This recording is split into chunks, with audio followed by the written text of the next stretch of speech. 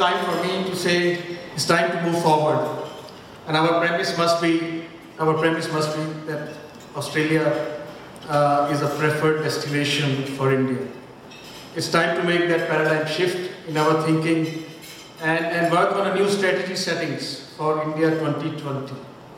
A strategy based on impending major structural changes in India rather than looking at cyclical movements. India is in a strong position having witnessed, Australia is to international investors. India is the fourth most economically confident country in the world. In the banking scene, the central bank of the country has cut CRR, making loans much cheaper. Speaking about India-Australia bilateral relations, last year the bilateral merchandise trade between India and Australia stood at Australian dollars 17.5 billion, of which Indian exports were 2.3 billion and India's imports from Australia, Australian dollar 15.3 billion. Premier Wayne Goss and earlier to Minister Peter Walsh. He holds a Bachelor of Economics Honours degree from the University of Sydney, a Master of Economics degree from the University of Sydney and a PhD in Economics from the ANU, and has been a postdoctoral fellow at the Australian National University. He has extraordinarily around 20 publications to his name, including a book setting out a vision and plan for Australia's future. Since becoming a parliamentarian, he's had more than 80 opinion pieces published in national newspapers.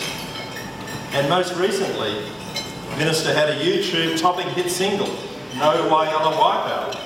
So he's a man of many talents. Although with the recent defeat of the amendments to the Marriage Act, he may wish to reprise another Skyhooks tune, All My Friends Are Not Getting Married.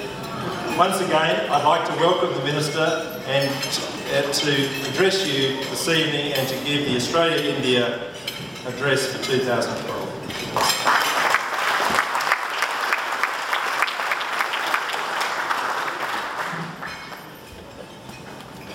Well, thank you, and if I could recognise the Consul General of India based in Sydney, Mr.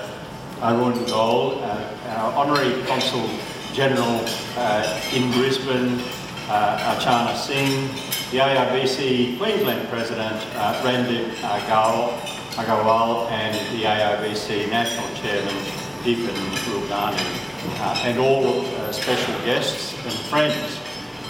There is another Skyhook song that we won't rehearse tonight, but it is a reminder to politicians everywhere in Australia and India, and its ego is not a dirty word. So we're up here doing our best to talk to you about the relationship between Australia and India and the enormous potential of that relationship. So I do want to talk about that in the context of the re-emergence of Asia and the Australian government's white paper, looking at how our country can best lock into that resurgence. Against this backdrop, I'll examine the relationship between India and Australia in all its dimensions, trade flows, links between our business communities, and also I will cover the negotiations for a free trade agreement. In my very short lifetime, Australia has doubled its share, Asia has doubled its share of global economic production, as largely agrarian societies have industrialised and continued. Thanks. On behalf of the Australia-India Business Council in Queensland, our hearty thanks to Dr. Craig Emerson for giving us the 2012 Australia-India address. We all know that in the recent times, Dr. Craig Emerson has provided a new direction to Australia-India business relationship. We really appreciate your time and the support. Thank you, sir.